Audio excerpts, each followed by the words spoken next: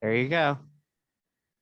There we go. Well, welcome to the June 29th, 2021 session of Tangerine SDR and HamSci technical sessions.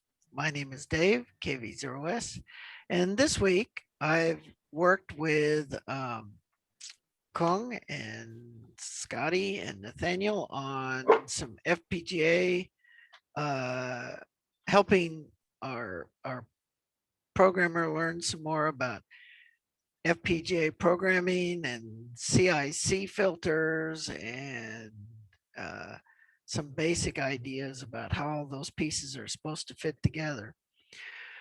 So that was a big part of this week. I also listened to the SDR Academy this weekend, and lots of good talks by the folks in Europe, and lots of interesting things to talk about, including some GNU radio additions. And mainly, they're starting a massive documentation effort, and one of the new modules is the SOPI, is standard part of GNU radio now. So that'll make things easier for other radios. So, Dave, yes. I hate to interrupt, but a friend of mine is in the emergency room and I got to go pick him up. Okay. So I'm going to have to take off here. And Nathaniel, I need to talk to you about our documentation later. Is it okay if I text you and maybe give you a call later tonight? Sure. Okay. Do you want to make a comment, Scotty, before you leave? Oh, most of last week is tied up with field day. So I didn't really get a chance. I did update the I've almost got the RF module updated with the changes that Tom and I talked about. When I do, I'm going to send it over to Tom and have him look at it before we step forward and make the changes. But that's about it for this week. So okay. Well, drive safe. Okay, thanks. Don't get yourself in trouble. Yeah. Okay. Yeah, good luck, Scotty. Yeah. All right. Thanks, Nathaniel. You're welcome. Good luck. Stay safe. Thanks. So next on the list is Nathaniel, W2NAF. Go ahead, Nathaniel. Thanks, Dave. It's been a very busy week, keeping up with all of the research projects going on here.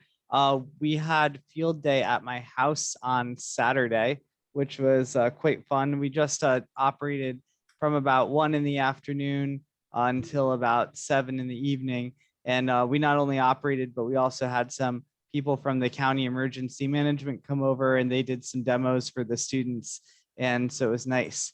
One of the other things we did is we had a Majid, who's working on the magnetometer for me, came over to my house, and Jonathan Rizzo came over to my house too.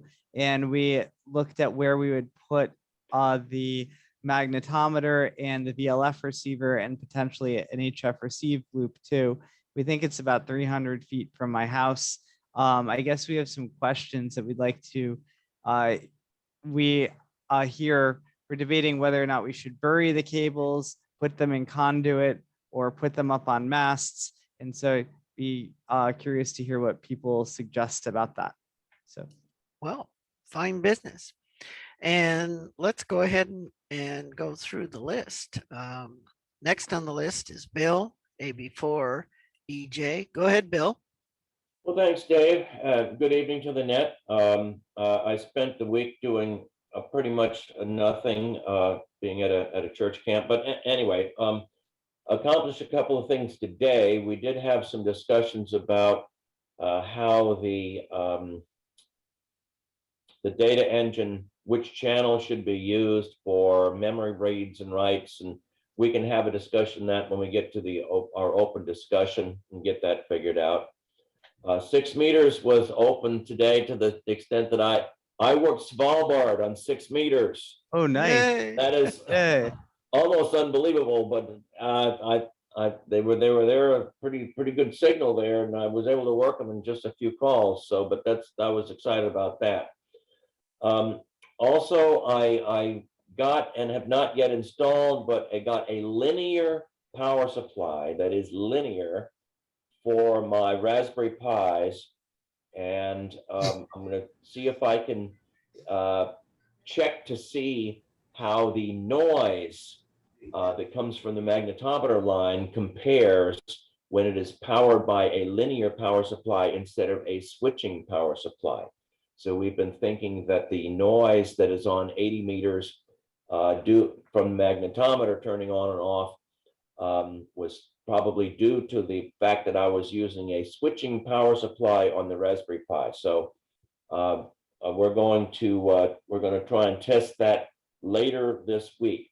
I have a second magnetometer, which Scotty sent me. I have not yet been able to get the 1.5 PVC. Lowe's was completely out of that when I went to get it the other day. They may have some now. I have a piece, but it's not long enough to put the magnetometer 2 feet down like it's supposed to.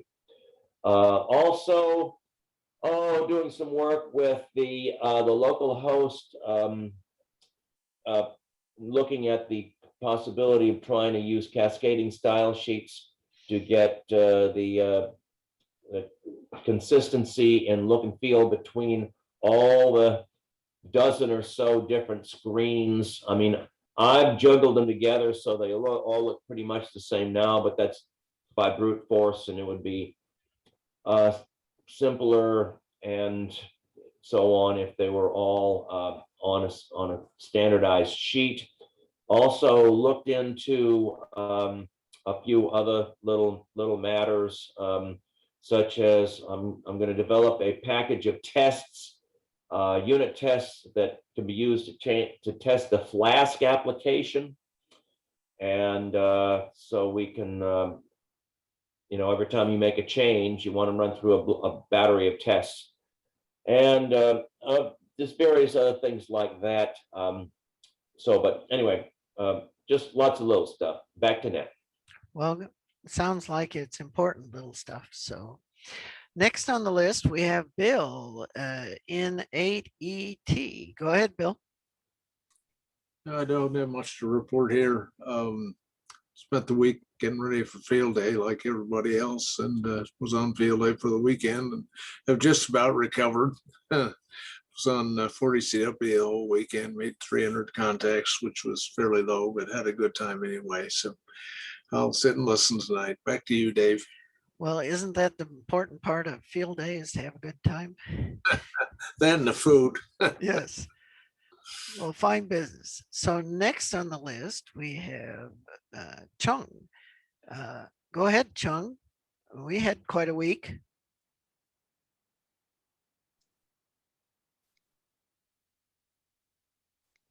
Are you there? Do you mean Kung? I'm sorry, Kung. I mispronounced his name. I'm very sorry. It's not a problem.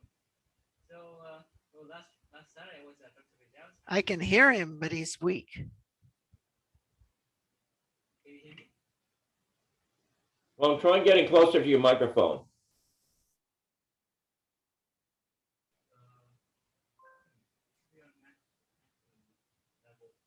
Can you hear me now? It's still weak.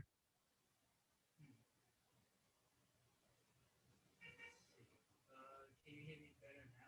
You may be using a different microphone. If you have two, sometimes one takes over. How about now? Yes. Thank you. Okay, so yeah, you were right. It was a different microphone.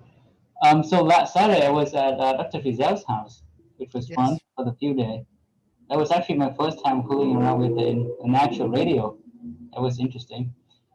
Then for the rest of the week, I've been reading up on the FEE filter. I mean the FER filter and Yes. the CIC filter. So that's what I've been doing, and I just got the link to the SDR Academy in Germany from Dave. So that's what I'm watching now. Yes. Those are good links that I think will help you a lot. The ones because one was a professor's talk just about how to put those into an FPGA. And so it's just what you're planning to do. So Yep. Mm-hmm. So- Yeah, I also been looking around with sample Verilog code because, well, FER filter and CIC filters are pretty popular. So I've been looking around, to learn yes, things more. So later this afternoon, I sent you a link to a piece of software that was recommended by the speaker in that talk. And it's Python code, but it uses Qt5. And it will let you build filters, and then it will turn it into Verilog. It'll give you a chunk of Verilog for that filter. Oh, well, that's impressive. So that should give you a nice jump start. Yeah, this is great. Yeah, I'm looking at it right now. This is awesome. So, Oh, thank you. and I just saw that it came across on the talks I was listening to this weekend. So, Wow. Yeah, this is really useful. Well, thank you very much. yep. So next on the list, we have Dave, N1 HAC, right? Yes, HEC. Yeah, I didn't get a chance to update that. Well, welcome to everyone. Again, field day was a big time sink and fun source. And yeah, we had our radio club did a pretty much full out field day, back to normal, which was nice. Though I'm the one who likes to work VHF, and that wasn't cooperating over the weekend. 6 meters woke up last night, but yeah, I haven't gotten small barred yet, but I did get a lot of contacts last night and some today. My antenna doesn't seem to point that direction. Something about the terrain, probably the trees. Anyway, but 6 meters has been very fascinating. And the other thing that I've been working on this week is we're looking to build out our EM Doppler system. So I was putting time into that.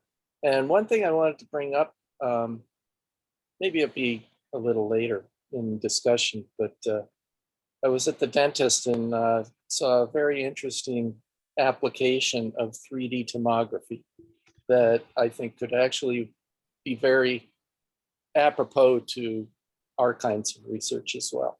So we can talk about that later. Very good. And next on the list, we have Dave, KD0 EAG. Go ahead, Dave. Hello. Not a lot to report. Been fooling around with the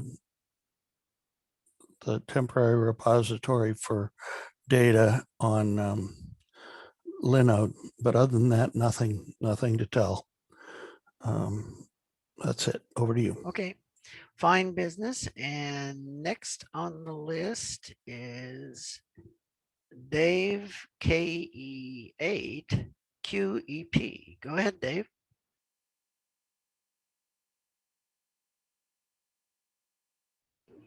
Okay, I think there I am. Yes. Or I guess I was here all along, but so everyone talked about field day. This was my first field day because I just got my license in December. And so I helped set up and tear down. And in between,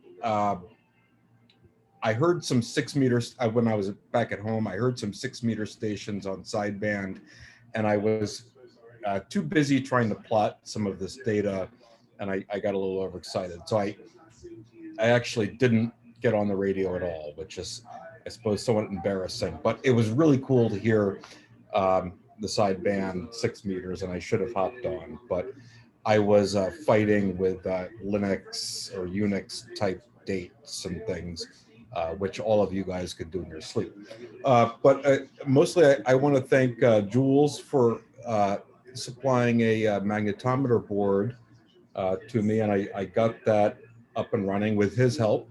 And I had some issues, and then I found Dave Witten's excellent directions on GitHub, and that helped. And then back to Jules, and so I got it running. I think I sent a post to the listserv, just looking at a small segment of data and moving some cars around and how that influenced things. But it does seem like that kind of thing would be easy to filter out. And I have a plan to move the magnetometer farther away from the cars and whatnot. And that may be useful, but I guess probably not now, but you know, if the group could, if any of these explorations are useful, I can continue to look at them. It may not be useful to figure out how far does it have to be away from a car or whatnot. But I'm very excited about all that. And my GPS oscillator came for the grape. It made it from the UK to Chicago, and then instead of going to Ohio, went to California. So it's sort of a rogue oscillator, but I have it hooked up and it seems to be working and nothing's smoking. I haven't looked at the data yet, but we'll see. So back to Ned. Well, fine business, and congratulations on getting all that done. So next on the list is Dev KC3 PVE. Go ahead, Dev. So we had a good start of a new week here in Scranton. Unfortunately, I missed the field day as I traveled. I hit the road to go to Virginia. I went to a friend's place and I had a nice weekend. I think that compensated for the field day for me. My apologies and thank you.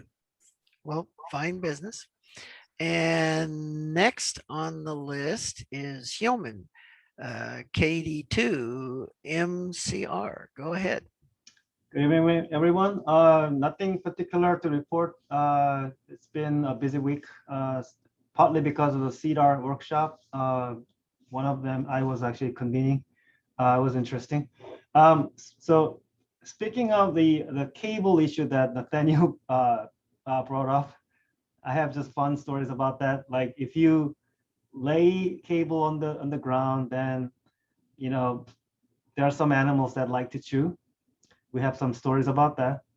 If you raise the cable, like maybe my height, then there are moose with big horns that can tangled up. So you have to go really high, or maybe bury completely with conduit and stuff, which is a lot of work. So yeah, it depends on the location, I think. Yes, I don't imagine Nathaniel has too many moose in his yard. I think I have about as many moose as Hillman has. I think Hillman might be Hillman. Are you talking about deer? Deer or moose in Svalbard. They have stories about that actually. Oh, in Svalbard. Oh yeah, definitely in Svalbard. Yeah. Like Or in Alaska, you would have moose. Yeah. Yeah. Alaska, Oh. Greenland, Canada. Yeah, maybe Greenland too. And then Yeah, Greenland, the Svalbard polar bears. yeah. Greenland, the Arctic foxes were the bane of my existence. They love to chew on cables. Yeah, we lost our cable because of whatever in Svalbard, because of the animal that like to chew. So That would Small- be the Arctic foxes. yeah. Small rodents like squirrels also like to chew on them. That's Yeah. right. Yeah, I found that happening right here just recently. I had a cable chewed by the squirrels. And we have a lot of anecdotal stories about cable too. One area where we actually installed cable about 300 meters, which is about 1,000 feet. The entire cable was stolen. I actually buried it, but somehow the local people found like really short amount of like length of the cable, and then they followed the cable all the way to cut the cable. Yeah. So the magnetometer system became completely dysfunctional because of the vandalism. So What was that? Is that that's Svalbard. Sunny Kilowatt. It's one of the small town in Nunavut territory in Canada. Oh, Mhm, mhm. People over there are not so cooperative, they do not really respect any government facility valuable items. The Yeah, we've had to abandon some of our research sites up there because the vandalism. observatory was, I can tell that the observatory with GPS antenna or antenna dish was used to as a target for their rifle. So there's some bullet holes here and there. So there are a lot of different stories about that. So one thing ahead. I'll mention about the cable problem is they seem to go after human scent. If you don't touch the cable, they don't touch it. But wherever you've handled it to put it down, they go after that. So we've tried various techniques like bleach does work up to a point. I've wanted to get some kind of persistent cayenne to get to them, but it's an ongoing problem. And if anybody comes up with a foolproof solution as to how to repel rodents what from we use cables. around here to protect things is you can buy dried, it comes in a granule, dried coyote urine. Right. Sprinkle that around, and that at least deters the deer and other things that other little animals that might think there's predators around. Yep. I will mention there are other sources of urine that work too. Yeah. You can produce it yourself. That's true. Right. Well, let's go on. Male urine of any sort does seem to work. Are you done, Hyomin? Yep, done. Okay. So next on the list is Jay, KB8 SBI. Go ahead, Jay. Good evening, everybody. Whiskey Bravo, 8 Sierra Bravo, India here. Nothing really new to report. Had a good field day. Did a lot of FT4 at the field day site, mainly 20 meters, and had some good runs. Got a little bit sun on me, and the skin is showing it today, but I'll recover. Other than that, not a whole heck of a lot new to report. Just got things to do. Still got to order equipment for my bench here and resolve some electrical problems in the house, which are holding things up. Other than that, 7-3 to all. Take care, stay safe. Back to net control. Fine business. And next on the list is Jim, K4 BSE. Go ahead, Jim.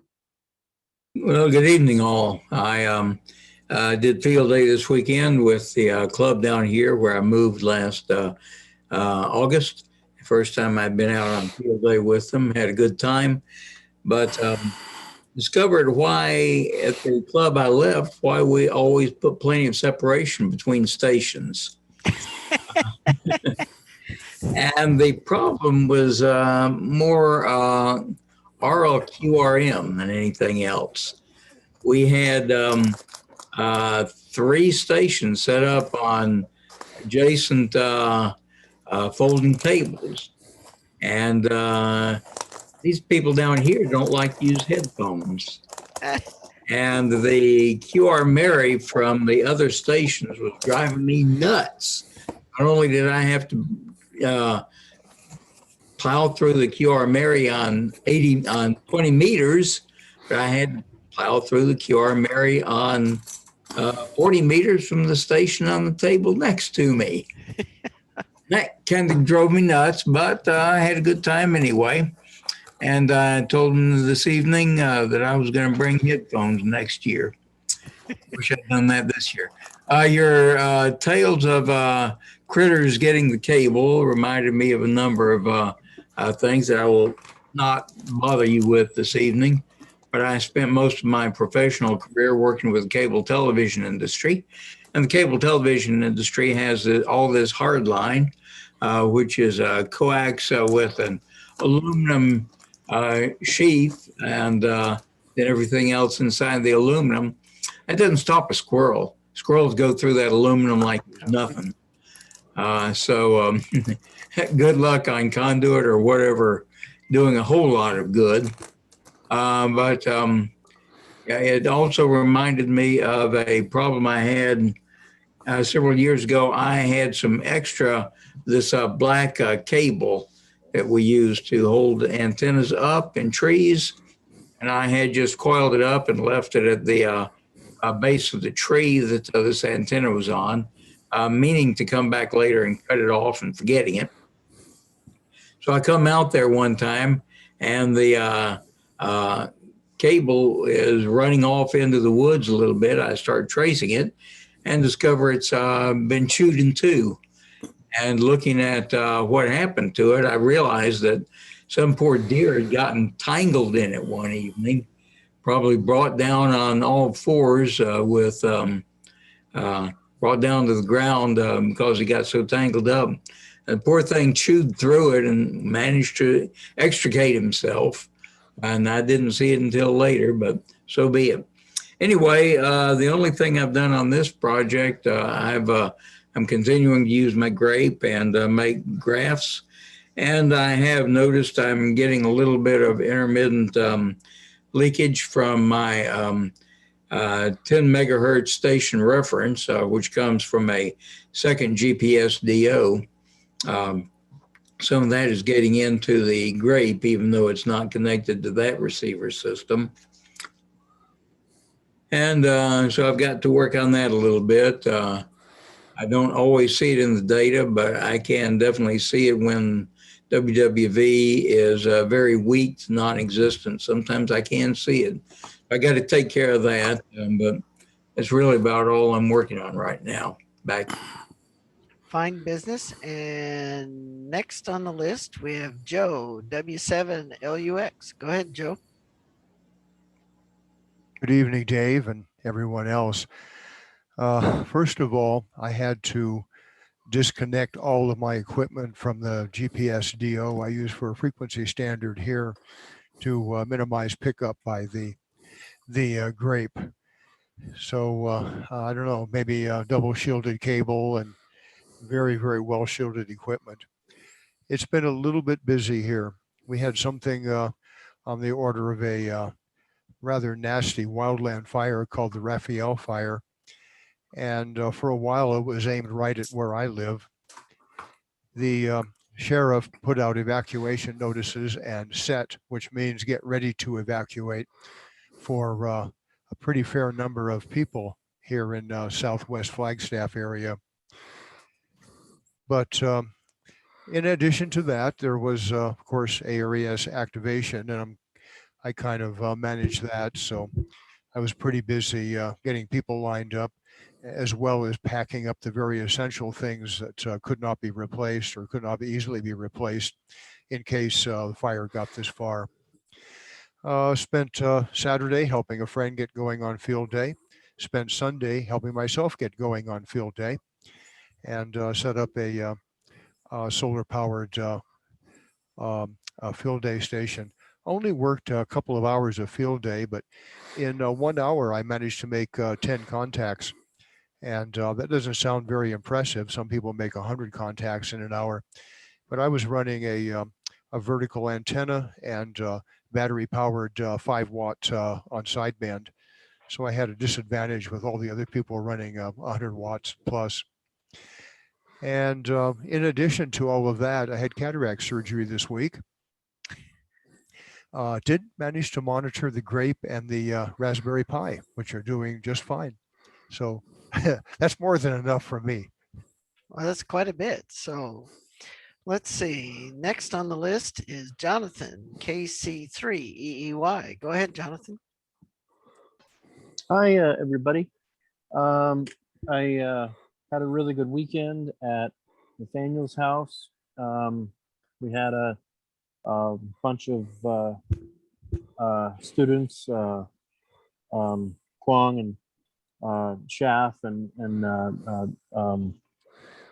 there were a couple others. We made a couple contacts, and also, like Nathaniel said, we went out to the site in his field, and we were looking at. It looks like someone's audio isn't muted. That's anyway. Whitten. Could you You, Dave? It's always Thanks. Okay. So anyway, we went out in Nathaniel's field, and I took my portable VLF receiver at the site where he wanted to put the magnetometer. I checked to see if for any power line hum, and the power line hum was at a minimum. It was pretty quiet, and the spherics were really loud. So it's probably going to be a pretty good site. The question about cable came up. I feel that it's best to use underground to use conduit underground and feed the cable underground. This way, the ground itself, the ground conductivity, acts as a shield, and it's out of the way of the lawnmower, and you don't have to buy masts to hang the cable. It was suggested that the cable be hung on masts. I don't really think that's a good idea. I think it's better to bury underground. I was thinking about using flexible conduit, one long spool instead of PVC, using couplers to minimize the chance of leaks. But that all kind of depends on what's more cost effective. But I was wondering what the Brain Trust thinks, and what would be the best way to minimize water getting into the conduit. I know as long as it's sealed at both ends, it should be fine. But that was another thing that I was worried about. So the main questions here are flexible conduit or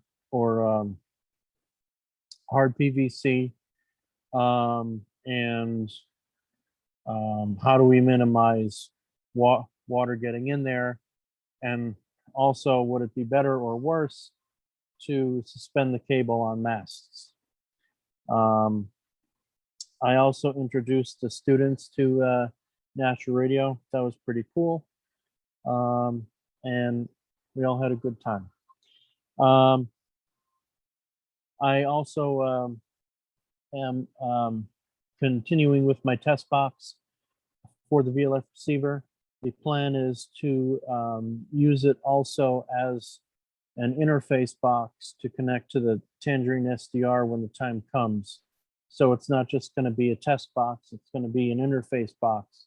So I don't have to run wires out of the box I use for the Raspberry Pi system that I built. So I'm in the process of still marking all the holes and trying to optimize as much space as I could. Add some bleeder resistors and gas discharge tubes on the audio lines. Other than that, I don't have anything else. Back to the net. Well, fine business. And next on the list, we have Jules, K2KGJ. Go ahead, Jules. Yeah, hello group. Nothing much to add here on the cable, except if you're going to use the smooth conduit on a roll called innerduct, make sure that you get the stuff that has a pull cord already strung through, so that you don't have to run the pull cord through yourself. The virtue of using the innerduct is that you can replace your cable if you have to without digging everything up again. If you use direct burial or Cat5, for example, with a gel coat, it's very waterproof. It will last for years and years, but for some reason, if you have to dig it up, you've got to replace the whole stretch. If you use the innerduct, there's a single roll of conduit, and get it up to 1,000 feet if you need it. Then all you'd have to do is pull the cable and pull a new one through. So that's the other thing to look at and think about before you actually decide to run your cable. You might wind up running more than a single run of Cat5 out there, who knows? So this weekend, field day, I managed to get out on the back 40 for about 10 hours with a QRP CW setup using an impromptu 80-meter end-fed half wave strung over a couple of tree limbs out into the woods, and with a solar-powered battery system, KX3. I had a chance to compare actually the performance of a KX3 and a ICOM 705, and I must say the KX3 excels in terms of strong signal rejection. My next door neighbor, who was about 200 feet away, was running 100 watts on FT8, and we had a good chance to look at overload performance. And I got to say, at this point, I prefer the KX3. Been running another interesting experiment over the past couple of weeks, actually going on 3 now. I set up a near vertical incidence half-wave 80-meter antenna at my grandson's place about 12 miles from here, along the edge of his woodlot. And it's about 6 feet off the ground on bamboo poles. It's got a solar-powered battery pack running a Soda Beam's Whisper Light transmitter, 200 milliwatts on 80 meters. And I've been doing continuous spots to 3 locations myself and then 2 others in Columbia County, and plotting some very interesting data. I sent a copy of one of the plots off to Nathaniel yesterday or today, and you can very, very clearly see over a 24-hour period when the FOF2 critical frequency drops early morning as basically the ionosphere is not receiving the insulation needed to keep that critical frequency up. And then you see after sunrise, there's a bit of a recovery of signal until the D-layer absorption starts to come in. You can see that decrease, and then that goes away at the end of the day again. So some very interesting graphs of over long, several hours, several days, and a couple of weeks to actually hopefully evaluate NVIS antenna types over Columbia County for the ARES group. That's about it from here. I'll turn it back to the net. Well, fine business. And next on the list, we have Con, KE8QWB. Go ahead, Con. Hello all. Not much with me. I redid my radio rig. It seems to sound better than a little bit less noise, but I still need a little bit more work to it. The cable that's powering the Raspberry Pi is a doorbell cable. It's not shielded, and I got wires running all over the place. So, but right now I'm just passively listening to it. So I'm not really doing anything with it with the signal yet, because I'm programming some stuff. So once I'm finished with the programming and ready to actively dissect the signal, then I'll, redo, tighten everything up again. But that's it for now. Back to the net. Well, fine business. And next on the list is John, KG6IBP. Go ahead, John. I'm glad to see people here, but I have no traffic for the net. Well, fine business. Good to see you. Next on the list, we have Michael, AAK. Go ahead, Michael. Well, thank you, Dave, and greetings to everyone listening. Nathaniel and Jonathan, I have never regretted burying a conduit to run wires instead of direct burial. It's very useful in multiple ways. There's advantages getting away from damage, but there are also critters that will damage it underground.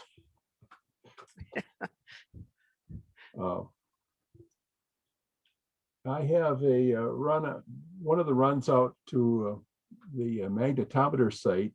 It's about 30 meters. I used water pipe, plastic water pipe. And this is from one of those big box stores. And it's fairly thick walled and very inexpensive and quite waterproof.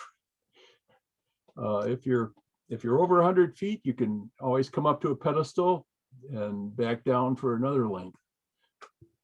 That'll allow you to use standard LAN cables. Back to you, Dave. Well, fine business.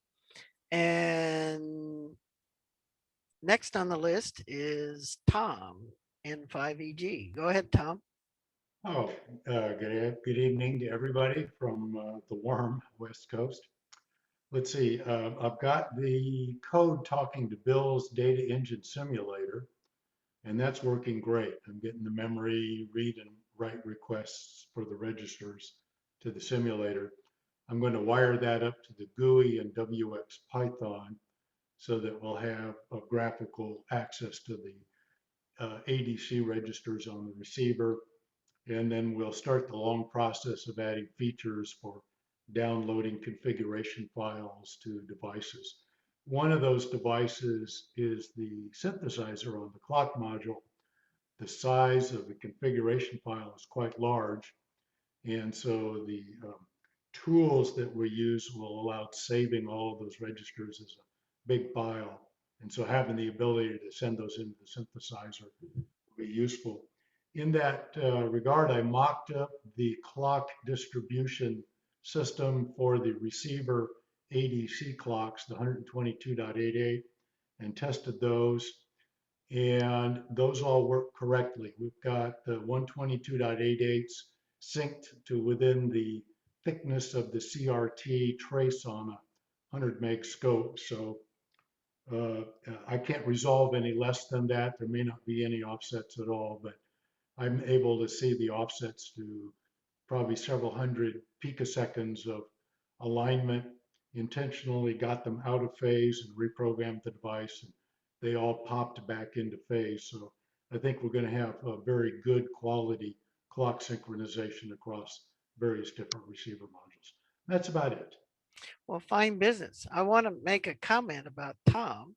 He's giving a talk next month to GNU Radio monthly meetings. So if you have an interest in the kind of things Tom does, when is that talk, Tom?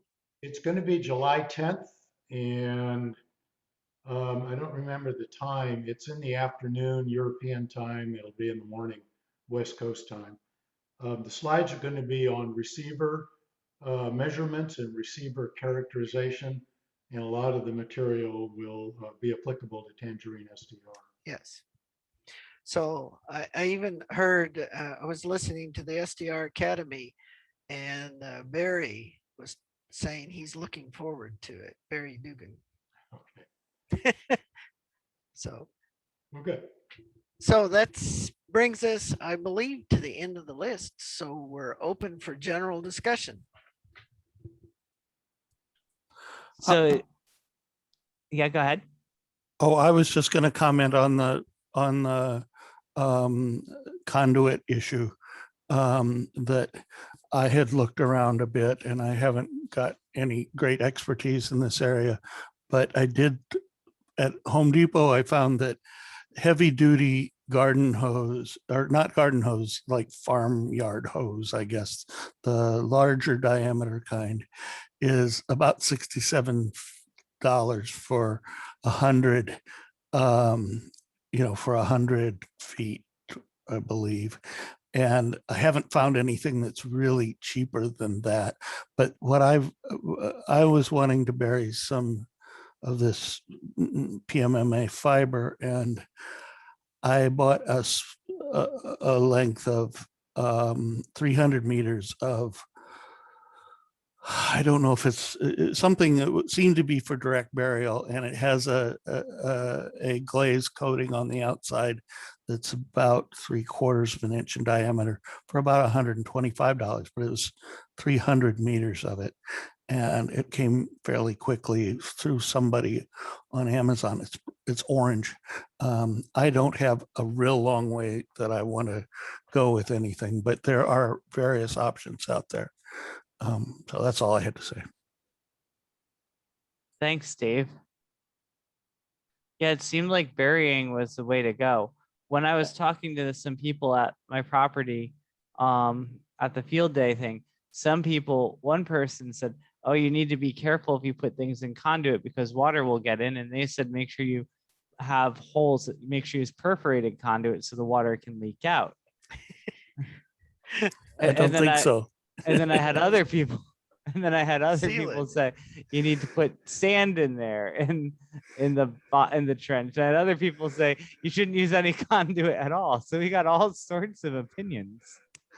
Yeah, and the phone company, you would use dry nitrogen to blow out the conduit. So as long as you had a dry air source, that would generally keep it dry. Yeah. So is that what I need to do for my personal space weather station? I think you have to experiment, Nathaniel. It depends on personal preference and your own terrain and whatnot. Yeah. Definitely you need direct burial cable, but there's a lot of that available. Polyethylene jacketed cable is okay to bury. It's water resistant. There are also some direct burial PVCs, but that's the important thing if you're going to put it in the ground, whether you put it in the conduit or not, because the conduit can collect water as well.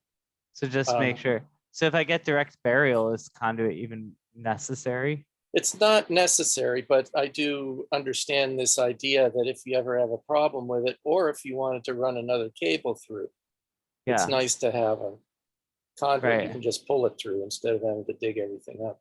Yeah, there are two types of direct burial cable. One is called flooded cable. Yes. And the other has a real big, heavy jacket on it, which in theory doesn't have pinholes, and in practice. Yeah, the flooded cable is really annoying. Yeah, it's annoying. It's very gooey. Yeah, when you try to solder it, you've got a real mess on your hands, but it does work. Right. Yeah, because it has like that. It's flooded with this gooey protective material, right? Right. That keeps the water from. Do they make flooded shielded Cat 6? Surely somewhere. Question. They must though. Yeah. Yeah. Yeah, I think I have some of that because it was gooey when I took it apart to put the end on it. It's not a big deal to clean. Basically, you wipe it off. The little bit of film that's left on the wires helps you slide it through the connector. So it's not a problem. Bad. Yeah. Okay. And then, I see online, I see Cat 6 gel filled direct burial. There you go. That's it. Right. But this is the unshielded. I guess you have to look for the shielded kind. Yeah. You should be able I did just get a direct burial shielded. I don't think it's gel filled. But it's quite available. I just bought 500 feet of a Cat 5 shielded direct burial gel. Yeah. Okay. And then if you are laying it in conduit, if you're pushing it through 300 foot of conduit, is there a recommended way of doing that? Yeah, you don't push it through. You pull it. You pull it. Yeah, you pull it through. And the best thing what you can do is put your shop vac on one end and a thin line, a nylon line on the other, with a wad of cotton or a wad of foam on it, and suck it through. Use that as your pull line. Okay. And you could actually pull a heavier line through if you were a pull tape. You can buy boxes of pull tape with thousands of feet of pull tape in it that are all ready to do that. It's very, very simple. Okay. And then after you get your line through, if you want to pull another line, I heard you're supposed to leave a pull line in there. That's correct. Yes. You can leave the pull tape in there. Yep. Yeah, you can, when you do your pulling, you can also pull two lines at once, and now you've got your one for your wire and your second pull line for pulling something else in there. Right. Yeah, you always pull your wire and an extra pole line. Absolutely. Yeah, it's like priming a Exactly. pump. You want to leave it ready to Yeah. go. Yeah, Right. always leave it with something, an additional pull line still left in place. And if I put in 3, I guess this conduit wouldn't be 300 foot altogether. I would have to get smaller sections and connect it together. No, you can get, if you buy the smooth or ribbed innerduct, you can get reels up to 1,000 feet if you need it. Okay. I am seeing it fairly expensive. At least what I'm finding is $1 a foot. Yeah, I was able to get some cheaper stuff a couple of years ago for my son-in-law who was running 400 feet of fiber from the road up to his house. Got it out from an outfit in California, and even with the shipping, it was. Yeah. I think Well, it now was up there's an to- idea which we might be able to make use of. What we've done for amateur radio is get spool ends of cable, which often they'll actually donate because they have nothing they can do with them and they can write it off. So, you know, for conduit, we might be able to contact some of the manufacturers who find spool ends, or users for that matter. You can check with your local fiber companies or and see Right. if they've got anything. I don't know of any local fiber companies around here. I guess it'd be down in Scranton. Yeah, well, whoever's running the fiber on the poles. Yeah. Yeah. And if they run fiber underground into the houses, that's where they'd be using conduit. The shopvac idea is a great idea, actually. Thank you for recommending that, Jules. Yeah, I also looked up a pull line, and what I was thinking about, Nathaniel, is we actually run a couple pull lines through. Yeah. Like if we could get, you know, maybe we could run 4 pull lines, or well, 5, and then we could use 1 to pull the cable through, and you'll have 4 left in there. So you have to be careful. Sometimes what happens if you put multiple pull tapes in is they'll twist and tangle around each other, and then you can't get the other ones to pull. Yeah, your The best idea bet is to your best bet is to buy a box of pull tape. Yeah. And to start that, you know, pull one length through, and then at that point, attach your cable. If you're going to pull, leave the pull tape still attached to it, so you're pulling both the cable and the pull tape through. And then, you know, leave your box. You can cut the tape at that point, put your box somewhere else, and if you pull another cable, do the same thing. But the pull tape is thin, it's flat, and it doesn't take up as much room as the as a round, let's say, as a nylon cord of some sort. Yeah, and each time you pull a cable, you pull a cord or tape with it. Right. So you always have a cord in there. And again, the box of tape is cheap. But you only Just go have to to your have one cord at a time. Just go to your electrical supply house. Okay. All right. Thanks for bringing that up. Yeah, I see some of the pull tape online. Bill, did you want to talk about the data engine at all? Yeah, I just wanted to get your feedback on, you might have read the email I wrote about that, because there was a discussion that on the one hand, we should do the memory write using configuration channel. But if you do that, well, you can do that and it'll work, I guess. It's just that if you write to memory using one configuration channel, you can write to that same memory using a different configuration channel. And so it leads to some confusion, I'm thinking. That was my only concern. Yeah, from the implementation point of view, it's easy either way. I had it running both ways until I figured out what the data engine was doing. But your suggestion of using the provisioning channel to me is a good one. Yeah, I mean, I'm not sure what I was thinking about when I suggested using the configuration channel to do that, because after I started thinking about it, you can't isolate the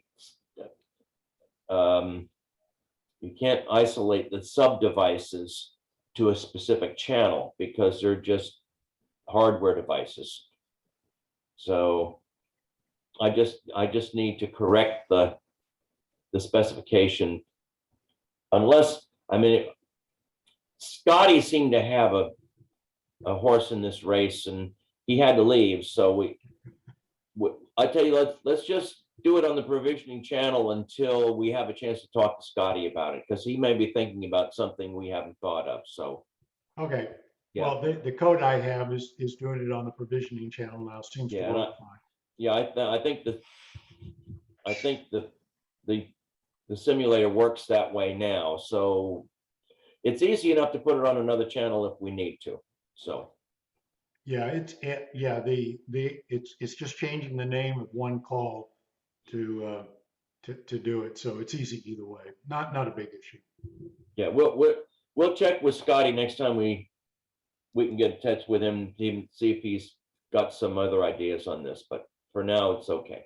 Okay, thanks for getting that out. Having that simulator has made getting the code up real easy.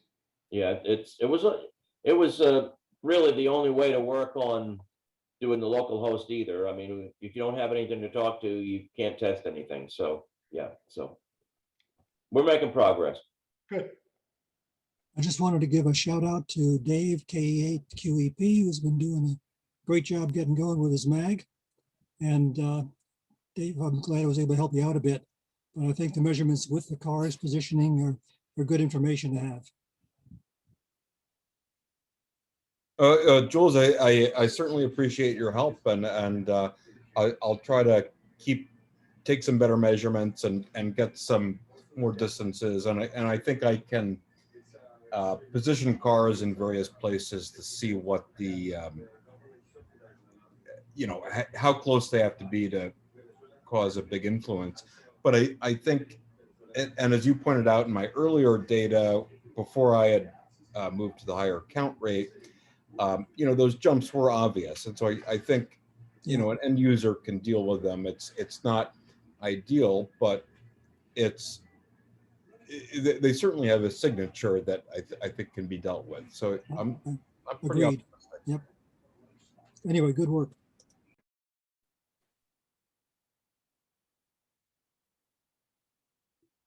I guess if we're at a lull, I wanted to bring up, as I mentioned, I was just at the dentist and they were doing a 3D scan of my teeth with remarkable technology. It's just this probe that's scans in all full color, and as they move it around, the model builds up in the computer, and it just made me think about what we're doing with our radio signals, bouncing them around, and that same sort of tomography would be really interesting to see if we could come up with an image of the ionosphere using this same idea of tomography.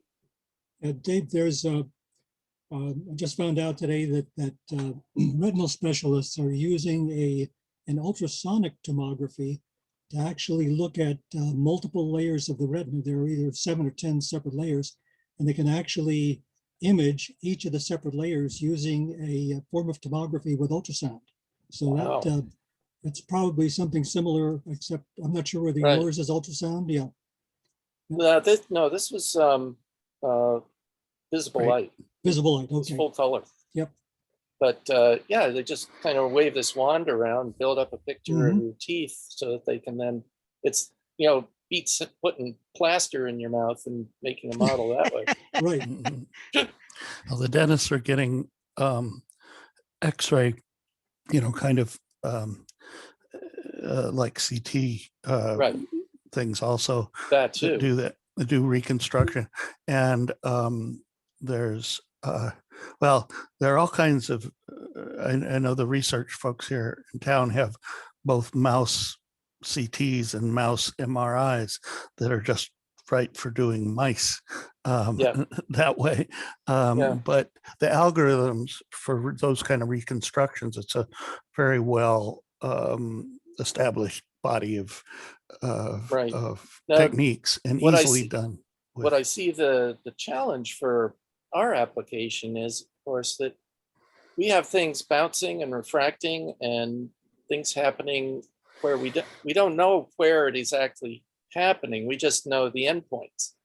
So it's going to be an interesting challenge for the algorithm to figure out the whole thing. But ultimately, the idea is to image the actual patchiness of the ionosphere. You know, we still are modeling the ionosphere as halfway reflection points. And I know it isn't working that way. FT8 just points that out to me every time because of the non-reciprocal nature of the signal report. I mean, my signal report and their signal report, we're probably both using similar power, certainly over the average we would be, but signal reports are never the same.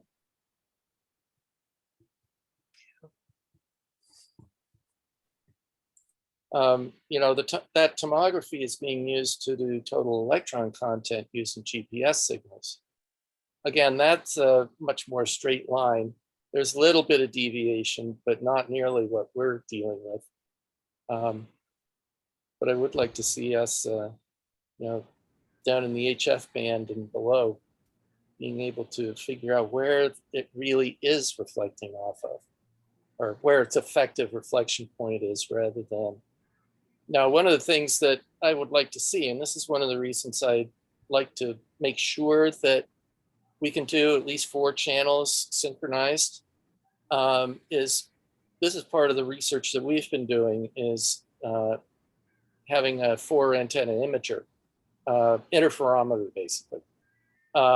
We use it as a receiver to pick up aurora emissions and figure out what direction they're coming from.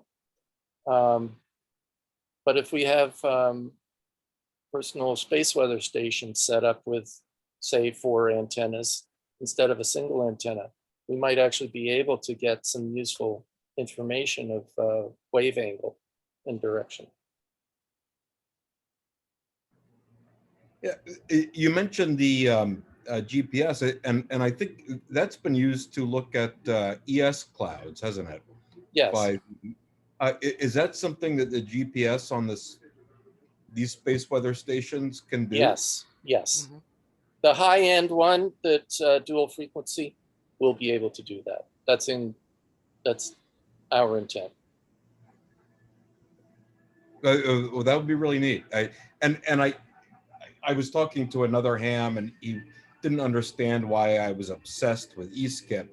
And then it took me a while to realize that because I'm just a technician, I can only be on 10 meters or 6 meters, sideband, or I guess 10 Yeah, meters. but it's magic. And so my whole world revolves around eSkip. It's like, oh, it's dinner time. No, 10 is open. So I go do this. And of course, he doesn't think that way. So I'm very interested in eSkip. I mean, not that this would be a predictive tool, but yeah, actually, there's an interesting point there that I just have thought about, is that 10 meters is actually a VHF band.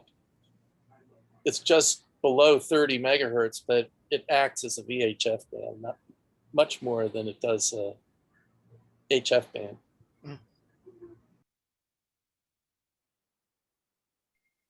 There was also Paul Nicholson back in 2019. He was playing around with spheric data, and he was able to produce a map. And he each spheric where it originated was a point on the map, and the color that he used corresponded to how many reflections that he was able to detect with that specific spheric. And that was really cool imaging, because you could kind of because there were some spherics that undergone 13, it was up to 13 reflections in the whole path from where the spheric originated to his antenna, which was really cool. So he obviously wasn't able to pinpoint where the reflections were, but he was able to figure out how many there were, and he was able to color them. And he also added, I believe, a day and night terminator, so you could easily tell where that spheric originated at that point in time, whether it was day or night, and whether the whether the ionosphere really played a role in the propagation. So that's a cool thing that we can do with spherics. So maybe we could do that with HF.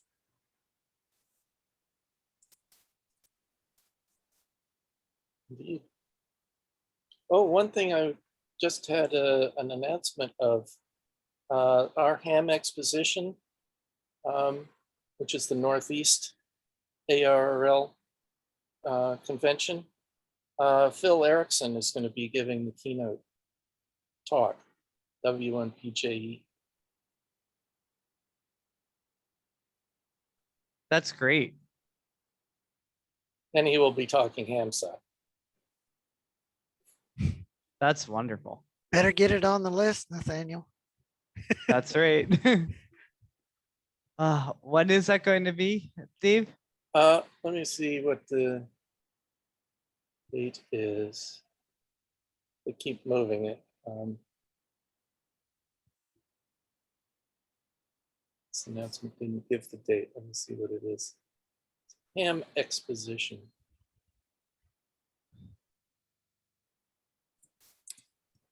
Is this going to be in person? Yes. I think it's September. There it is. September 10, 11, 12. Marlborough, Mass. That's great. I will mention that September is not too far away. So you could, any of you are welcome to give DCC talks. We'll be that's right. When is working on DCC? pulling those things together before too long. We're a little bit behind the curve this year. And that one will be virtual. What weekend is that one? It's the middle of September. I can't. It's not soon. If you look at the Tapper webpage, it has the exact dates on it now. But it's going to be virtual. It will be. Right. It was changed to be virtual today. Oh, it's the same weekend, September 11 and 12. No, I mean the announcement was changed today. No. Oh, I see. September 17, 18. Yeah. Don't trust Google. Shows the wrong date. That's interesting. Google has to update.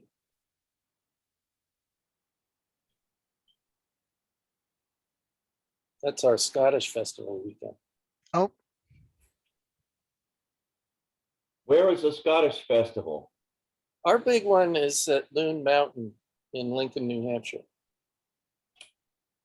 I'm going to one in Stone Mountain, Georgia. Oh, yes. Yeah. In October. I just got invited to that, but that's a long way for me to go. Yeah. But I'm part of the McFarland clan, and that's a big one for the clan. Any excuse to wear your kilt. Indeed. Absolutely. I've got a couple of them. I've got dress one and a hunting one. And you better not be forgetting it. No. But we have the one big one here in New Hampshire, and then there are a couple of smaller ones around.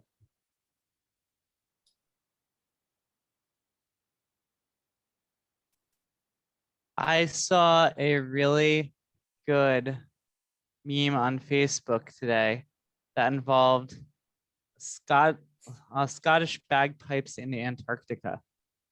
Yeah. Yes. There you Well, go. Oh, is the penguin to dance? March 1904. Okay.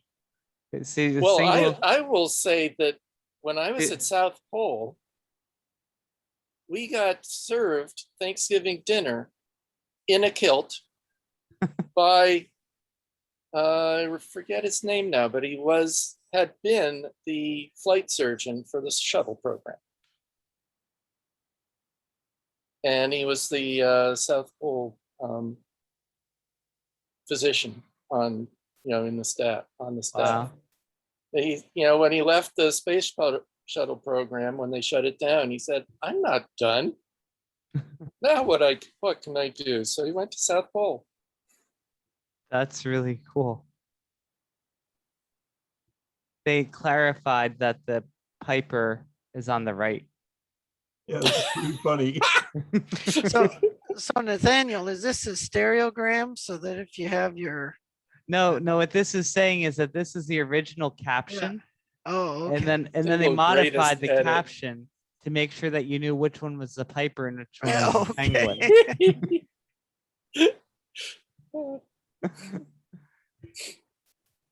Well, the penguins make some pretty good bagpipe-like noises themselves. They do. I actually have been working on learning to play the bagpipes myself, actually. This is oh, this great. Is my, it keeps getting cut out by the background. Well, as long as it's in front of you, if you just move it back and forth, we get the idea. Yeah, this is a folk pipe, You just just not have the full to Highland do a pipe. little tomography of the eye. Yeah, I got the folk pipes because I don't want to play an instrument that you have to wear earplugs while playing it. Right. Mm. That's the parlor bagpipe. And that's a wise idea. Once I get to where I can actually play this, I'll probably get a set of Highland pipes so I can play them outside and keep everybody all up and down the lake guessing where on earth that squirrel is coming from. I've thought of getting pipes, but I'd get Boolean pipes, the ones with the bellows. Yeah, you pump it with your arm. The pressure just goes right into my ears. Yeah, well, this is.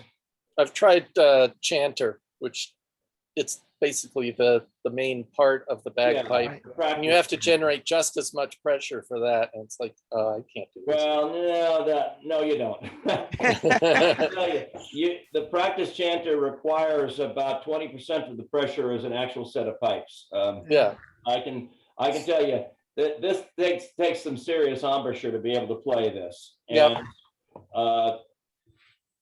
it's really a strain to be able to play it for more than 5 minutes. I mean, but it's something you have to build up over a period of many months to be able to play it. But or to listen to it for more than 5 minutes. Oh yeah, I mean, I'm sorry. Oh God, I love there are It's too many people, at least in America, who like to listen to these. So it's I love going for the masked bands.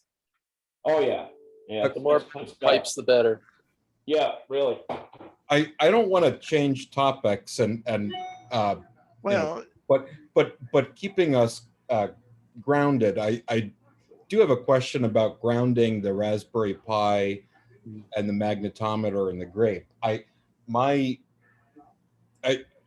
the whole thing is not grounded unless possibly the grounded connection through the LCD monitor actually goes on the HDMI cable.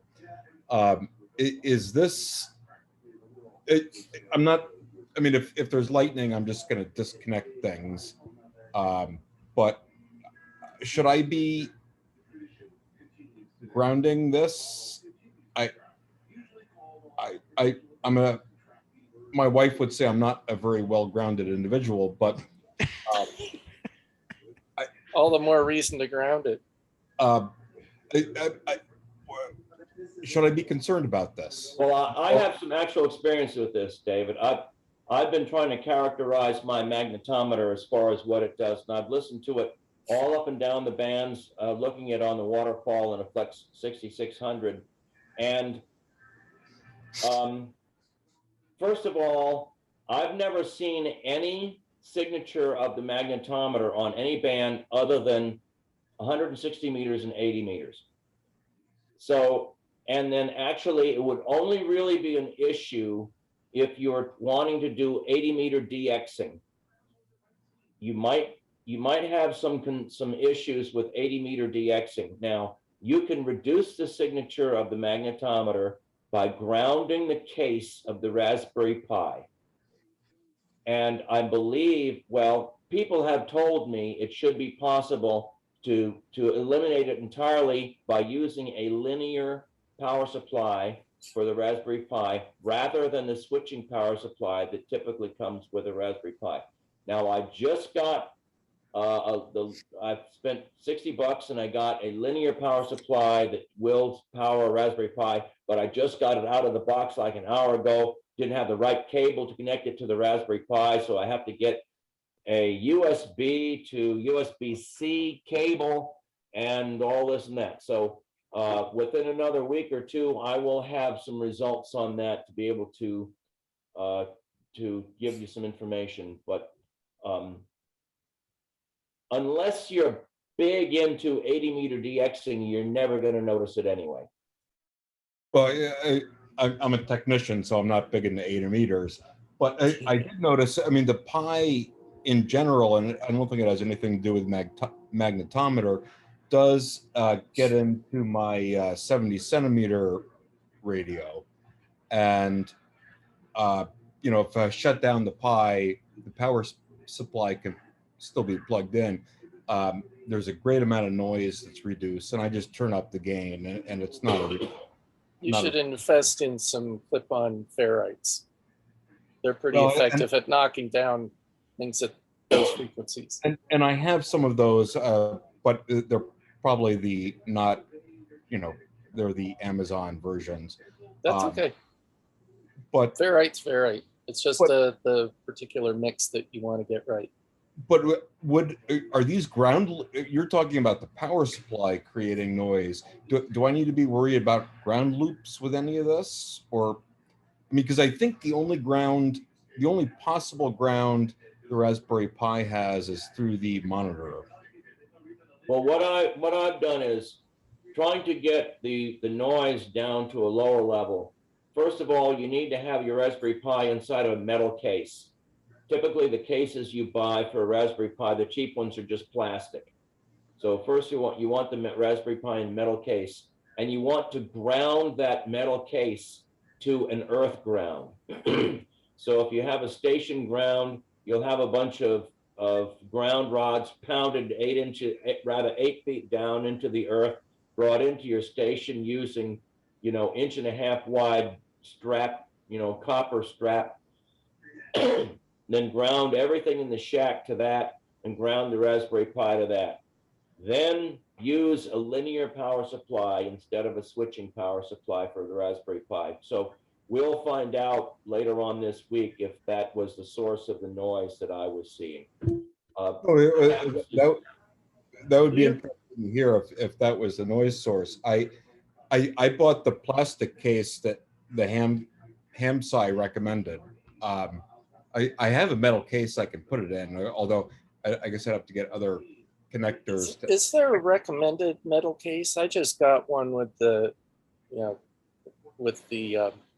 Pi 4, but it's got a plastic top, and I guess that's so you can plug things into it.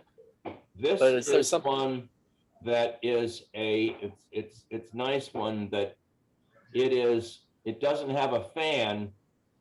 You bond the chips, the hot chips, to the case itself, and the case itself acts as a heat sink. Right, that's what mine is like too. It's a cast case. It's a little less fancy than that one. So who makes that one? Also, my understanding is Alibaba. I actually do have a ground rod fairly close to my station, and I sort of disconnected it because my understanding is it really needs to be bonded with in a more elaborate manner to the house ground, and so No, well, any ground is better than no ground. And the bigger the wire or strap is better, it's good. But if you have a ground rod just outside your station, use it.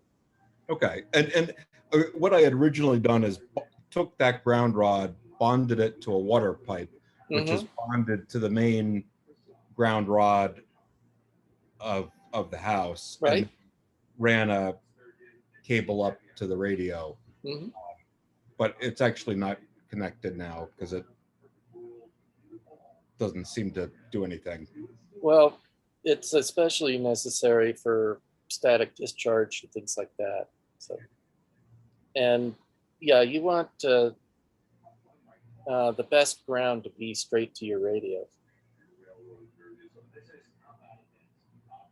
Okay, well, and I didn't mean to interrupt the bagpipes conversation. It's all just different resonances. For my VLF SDR, I put my Raspberry Pi in a big Hammond aluminum enclosure, and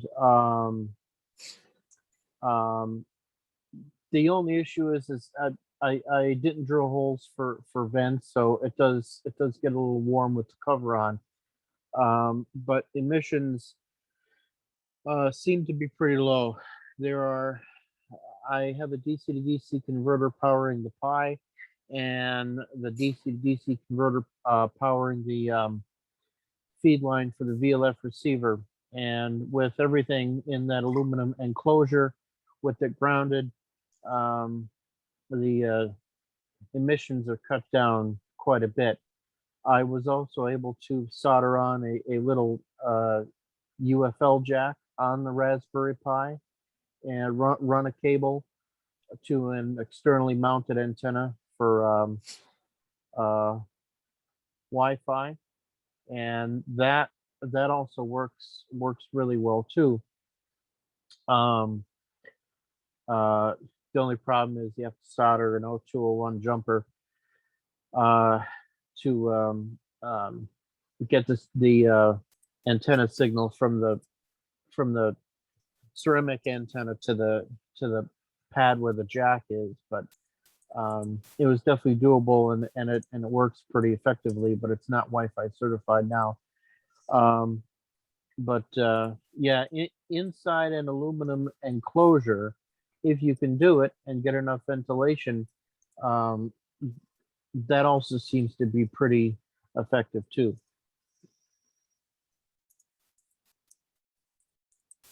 Yeah, I found as far as grounding the Raspberry Pi, at least the Raspberry Pi 4B Plus has a jack for a sound card, and you can use the external sleeve, goes right to the ground.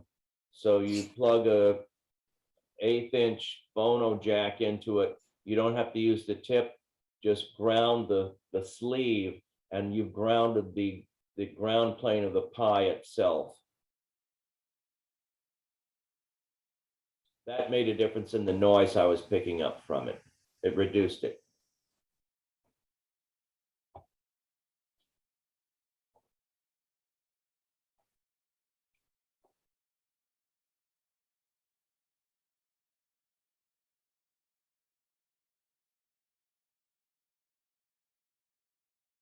You guys can go back to the bagpipes. I didn't mean to distract people with grounding.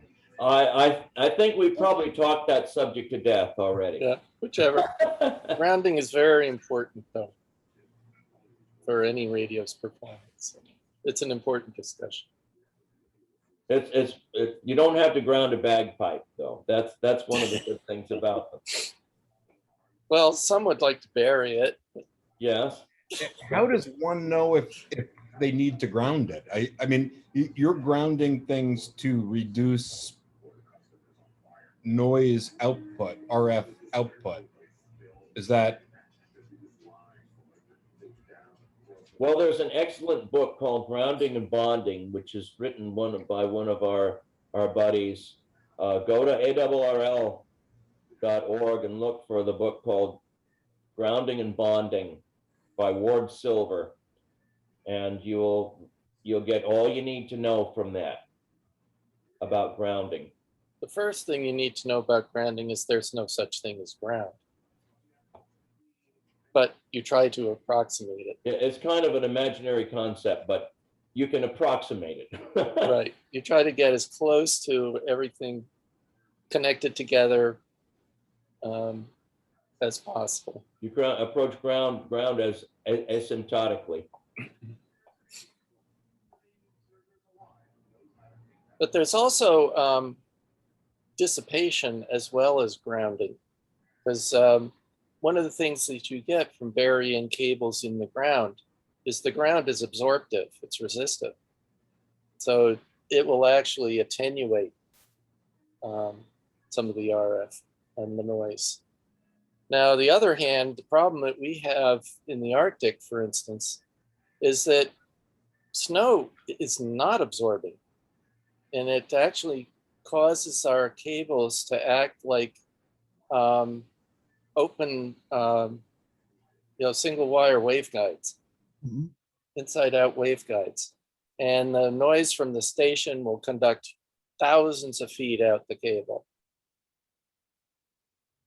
So the best we can do there is throw a lot of ferrites on it so it doesn't get to the outside of the braid in the first place.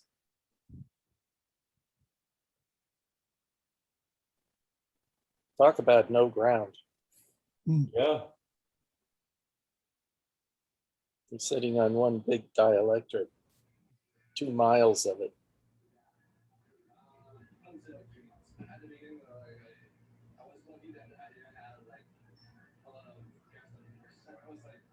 All right, people, I'm running down. I'm going to go QRT here in a few minutes. I think here too. Just curious, Bill, what clan do you come under? Well, that is a matter of some uncertainty. Always is. It's my biological mother was a Morris, and I am her son, so I guess you could say I'm a Morrison. But Right. Morris is part of the Gordon super clan. So I mean, Well, you know, some Morrisons would say not.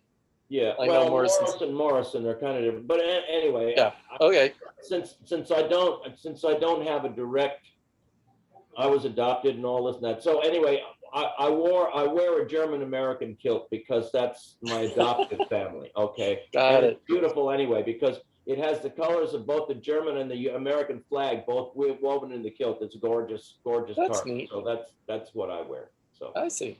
anyway, because I can't really prove any direct bloodline to any clan, so it's really not kosher to.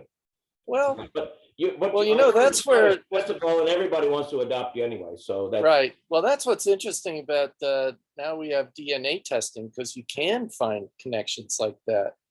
In our clan, the McFarland clan, we've got someone whose last name is Black. They didn't know what their connections were until they went and got tested, and McFarland's popped up big time.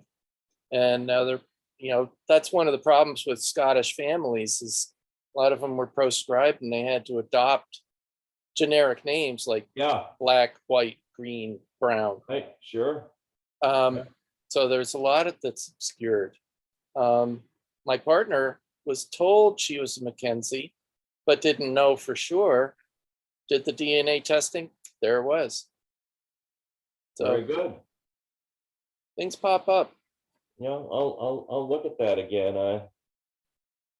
My DNA testing didn't really show much of anything because the information goes, everybody involved has been dead 30, 40, 50 years, and a lot of the DNA just isn't there. So, but anyway.